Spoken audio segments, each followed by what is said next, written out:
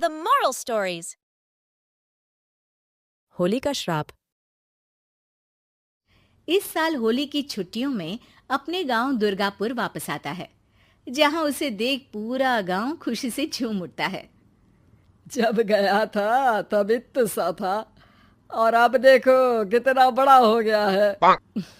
हाँ सरपंच जी, जब मैं गया था तब आप भी बहुत जवान थे और अब देखो कितने बूढ़े हो गए हैं आप।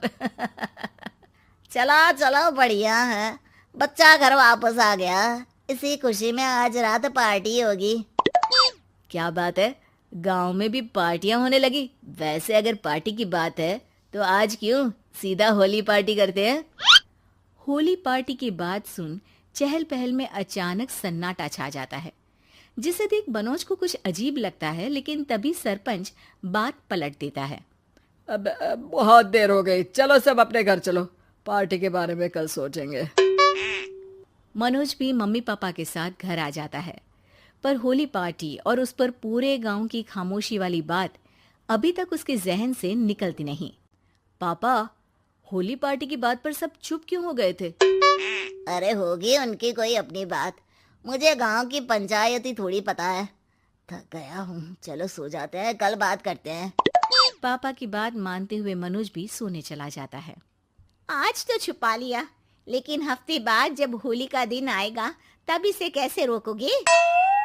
अगली सुबह सूरज के साथ ही मनोज भी गांव घूमने निकल जाता है, जिस पर रास्ते में उसे अपनी ही उम्र के कुछ लड़के भी मिलते हैं, जिनसे दोस्ती कर अब वो उनके साथ घूमने लगता है।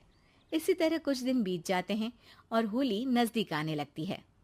दोस्तों, होली में 4 दिन ही बचे हैं, पर गांव में उसकी कोई तैयारियां क्यों नहीं दिख रही? क्योंकि यहाँ होली नहीं मनाई जाती। अरे पर ऐसा क्यों? वो राजा भूषण। अरे तुम 4 दिन के लिए आए हो, क्या इतना सोच रहे हो? चलो कुछ खाने चलते हैं। इसी के साथ एक बार फिर होली की बात को टलते हुए देख मनोज को शक होने लगता है। वो घर पहुंचते ही इंटरनेट पर अपने गांव और राजा भूषण के बारे में जानकारी निकालने लगता है। क्या? मुझे आज तक ये नहीं पता था। ऐसा कैसे? किसी ने मुझे कुछ बताया क्यों नहीं? सारी जानकारी लेने के बाद मनोज गांव वालों या अपने मम्मी पापा से कुछ पूछे बिना खुद ही उसकी सच्चाई के बारे में छानबीन करने लगता है, जिसके चलते वो राजा भूषण की हवेली में पहुंचता है। वाह, क्या हवेली है यार! पर क्या यहाँ सच में कोई भूत है? हेलो भूत जी, कोई है क्या? हम इस साल गांव में होली सेलिब्रेट कर रहे हैं, क्या आप उस पर थोड़ा इंटरव्यू देंगे?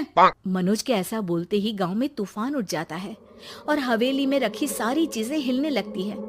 एक अदृश्य शक्ति मनोज को धक्का देकर हवेली से बाहर निकाल दरवाजा बंद कर लेती है। ये सब देख मनोज हैरान रह जाता है। क्या अभी मुझे हवा ने धक्का देकर बाहर निकाल दिया? मेरे होते हुए इस गांव में कभी होली नहीं मन सकती, इसलिए दोबारा ऐसी कोशिश भी मत करना, अंजाम बुरा होगा। आवाज सुन मनोज हैरानी से इधर उधर देखने लगता है, पर उसे कोई दिखाई नहीं देता। वो गांव वापस आ जाता है, जहां तूफान की वजह से सब कुछ तहस महस हो चुका होता है। आखिर ये तूफान आया कैसे? ना ऐसा कोई मौसम था और ना ही हमने होली का त्योहार मनाने की बात की थी। सरपंच की बात पर कोई रिएक्शन दिए बिना मनोज चुपचाप अपने घर चला जाता है। इस तरह देखते ही देखते होली का दिन भी आ जाता है और मनोज रंग लेकर गांव में निकल जाता है, लेकिन गांव पूरी तरह खाली होता है। अरे त्योहार का दिन है, धूमधाम की जगह मातम क्यों मनाया हुआ है? मनोज की आवाज सुन सब अपने घर की खिड़कियां खोल के घर के अंदर से ही उसे वापस जाने के लिए कहने लगते हैं, पर वो किसी की नहीं सुनता। तुझे पहले भी समझाया था, अगर होली खेलने की कोशिश भी की तो अच्छा नहीं होगा। अरे बात मान लो बेटा, तुम्हें सच नहीं पता। मुझे सब पता है। सालों पहले इस राजा ने एक अंधविश्वास फैलाया और आप लोग आज तक उसे मानते आ रहे हो।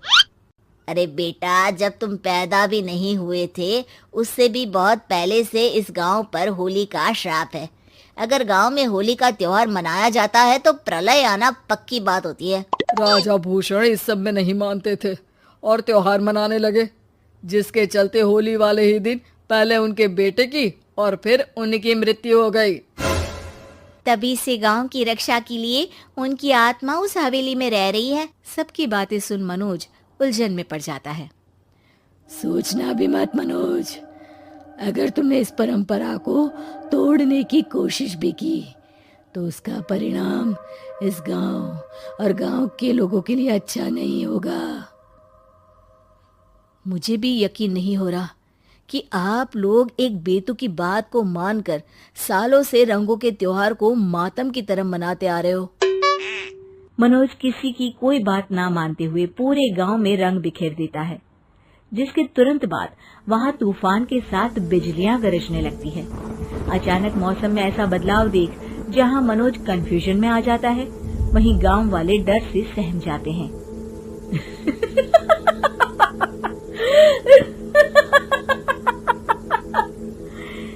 इस लड़के ने हमारे जैसे सिर्फ अपने स्वार्थ के लिए नहीं बल्कि पूरे गांव की खुशियों के लिए यहाँ होली मनाई है, जिस वजह से अब इस गांव पर होली का श्राप टूटता है। ऐसा बोलकर राजा का भूत वहां से गायब हो जाता है, जिसके बाद गांव के लोग धूमधाम से होली मनाते हैं। खुशियों के रंग गांव में बिखरे ही होते हैं कि अगली सुबह अचानक मनोज कहीं गायब हो जाता है और एक बार फिर गांव में होली का नया राज शुरू हो जाता है।